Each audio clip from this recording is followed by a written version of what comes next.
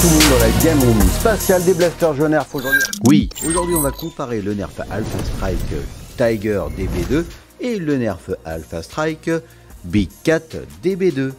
Donc le blaster Tiger DB2, on l'avait fait en vidéo, je t'invite à aller la voir, hein, les liens sous la vidéo.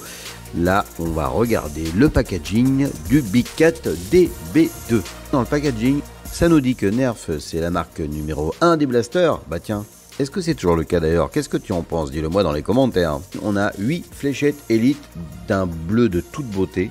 Ah, mécanisme à pompe. Bah tiens, ça nous dit que c'est un blaster à double canon. D'ailleurs, DB2 comme double barrel, double canon. Donc, le jaune est sorti en 2019 et le bleu en 2021. Donc, c'est une version un petit peu améliorée, on va voir ça. Donc, les différences, c'est simple. Déjà, un magnifique bleu qui ressemble un peu plus à du Elite. Une poignée bien améliorée, bien confortable pour les grands et les petits, parce qu'avant, franchement, ça rentrait un peu dans les doigts. L'autre différence, sur le jaune, on avait une détente qui s'actionnait vers le haut, et donc sur le bleu, ils ont amélioré ce système qui était un peu inconfortable au niveau du tir. La détente se met enfin en mouvement vers le bas. Voilà, donc c'est un petit peu amélioré au final. Bon, on va continuer la présentation du Big Cat DB2, parce que finalement c'est celui que j'ai eu il n'y a pas très longtemps. D'ailleurs, si ça fait un moment que je l'ai celui-là. On a toujours les deux petits trous à côté de la détente où tu vas pouvoir caser deux fléchettes. Ça sert à quelque chose, à toi de le voir, je ne sais pas. D'ailleurs, on ne sait même pas si c'est fait pour, en tout cas nous on le fait. Pour aligner le tir, t'as pas d'organe de visée à proprement parler, mais t'arrives quand même à orienter ton tir de façon assez parallèle au sol, du fait du pseudo carry handle qu'il y a sur le blaster. Donc comme tu peux le voir, on n'a pas de canon qui va freiner la fléchette, donc ça c'est déjà très bien.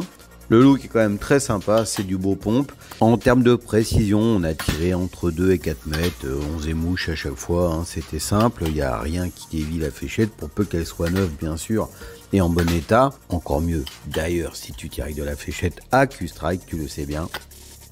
Je ne sais pas si l'interne de ce blaster, vu que je ne l'ai pas démonté, est le même que le Tiger DB2, mais en tout cas on a quasiment les mêmes performances. Voilà, comme tu peux le voir.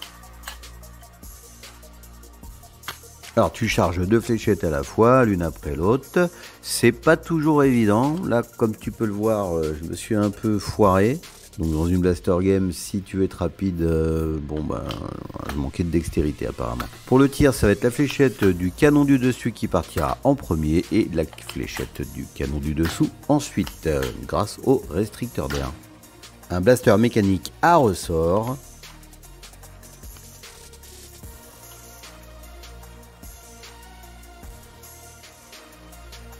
La pompe est très agréable, elle revient toute seule en place.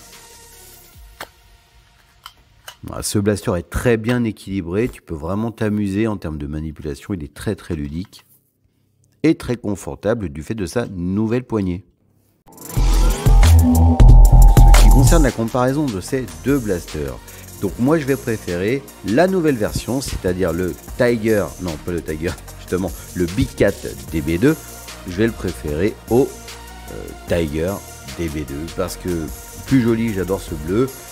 Et l'ergonomie est vraiment améliorée de par la poignée et par la détente qui est enfin dans le bon sens pour l'actionner. Effectivement, c'est une catégorie de blaster, une gamme qui est réputée un peu cheap, mais moi je trouve que pour 9,90 €, tu as un très beau blaster fiable, on n'a pas eu de souci avec. Et évidemment pour le upgrader, comme je ne sais pas si l'interne est celui qu'on avait sur le Tiger DB2, je ne sais te dire si on peut faire un truc sympa avec. En tout cas, sur le Tiger DB2, c'était un peu bizarre, hein. On n'avait pas de joint sur le piston, c'était un truc très basique. En tout cas, pour le coup, très résistant. Mais pour l'upgrader, voilà, c'est un peu plus compliqué, j'ai l'impression. À toi de me le dire si tu l'as déjà fait, d'ailleurs, ça m'intéresse. Donc blaster fiable, simple, joli.